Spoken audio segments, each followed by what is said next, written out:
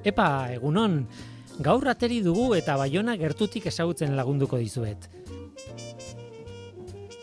Lapurdiko hiriburua eta iparraldeko hiririk handiena da Baiona.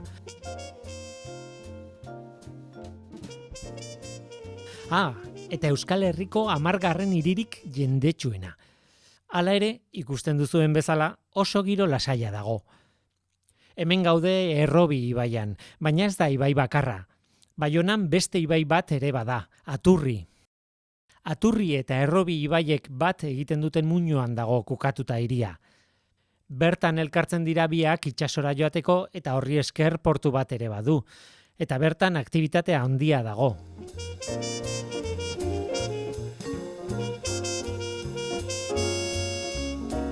Jarraian Euskal Museoa bisitatuko dugu.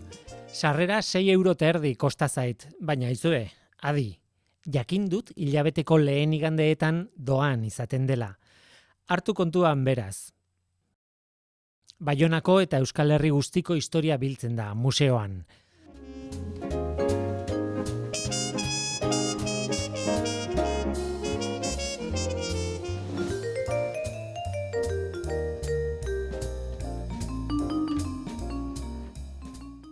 Eta museotik aterata katedral eder batekin egin dut topo. 13. mendekoa da eta balio handiko kalostrapea du. Euskal Herrian egindako gotikoaren maisulanik handiena dugu. Baiona handiko punturik altuenean dagoenez, hiri osoa bere mendean hartzen du. Baionak 3 auzo ditu. Esan dudan bezala, katedrala Baiona handian dago. Eta gero badira Baiona txipia eta San Ispiritu auzoa. Baiona txipia ikusten duzuen bezala hauxe da. Hiriko zatirik girotsuena da. Karriketatik paseatu besterik ez dago horretaz konturatzeko. Bertan topatuko dituzu ostatu eta komertzioak. Atxeden hartuko dut zuen baimenarekin eta mokadutxo bat egitera joango naiz. Gero arte? Hemen naiz berriro zuekin.